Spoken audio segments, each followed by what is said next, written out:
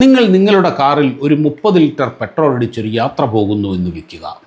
യാത്ര കഴിഞ്ഞ് തിരിച്ചെത്തുമ്പോൾ കാറിൽ 40 ലിറ്റർ പെട്രോൾ ഉണ്ടാകുന്ന അവസ്ഥ ഒന്ന് ചിന്തിച്ചു നോക്കിക്കേ.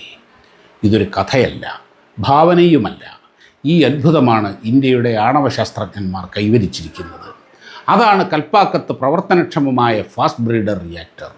ഈ റിയാക്ടറിൽ നിറയ്ക്കുന്ന ആണവ ഇന്ധനത്തേക്കാൾ കൂടുതൽ അളവിൽ അതേ ഇന്ധനം അത് ഉൽപ്പാദിപ്പിക്കും. അങ്ങനെ അതൊരു ഊർജത്തിൻ്റെ വറ്റാത്ത അക്ഷയപാത്രമായി മാറും. അമേരിക്കയും ഫ്രാൻസുമൊക്കെ ഏറെക്കാലം അധ്വാനിച്ച് പരാജയപ്പെട്ട ഈ സാങ്കേതിക വിദ്യയാണ് ഇന്ത്യൻ ശാസ്ത്രജ്ഞർ വിജയകരമായി നടപ്പാക്കിയത്. ഇന്ത്യക്ക് പുറമെ റഷ്യ മാത്രമേ ഫാസ്റ്റ് ബ്രീഡർ റിയാക്ടർ ടെക്നോളജിയിൽ വിജയിച്ചിട്ടുള്ളൂ. ഇതുകൊണ്ടുള്ള പ്രധാന പ്രയോജനം ഇന്ത്യക്ക് ഇനി ന്യൂക്ലിയർ ഇന്ധനങ്ങൾക്ക് വേണ്ടി വിദേശ രാജ്യങ്ങളെ ആശ്രയിക്കേണ്ടി വരില്ല എന്നതാണ്. മഹാനായ ഹോമി ഭാഭ വിഭാവനം ചെയ്ത ഇന്ത്യയുടെ 3 സ്റ്റേജ് ന്യൂക്ലിയർ പ്രോഗ്രാമിൻ്റെ 2ാം ഘട്ടമാണ് ഇതോടെ പൂർത്തിയായത്. ഇത് ഇന്ത്യയുടെ ഊർജ്ജ സ്വയം പര്യാപ്തതയിലേക്കുള്ള യാത്രയിലെ ഏറ്റവും വലിയ ഒരു നാഴികക്കല്ലാണ്. ഇതുപോലുള്ള വീഡിയോകൾക്ക് വേണ്ടി ഫോളോ ചെയ്യുക.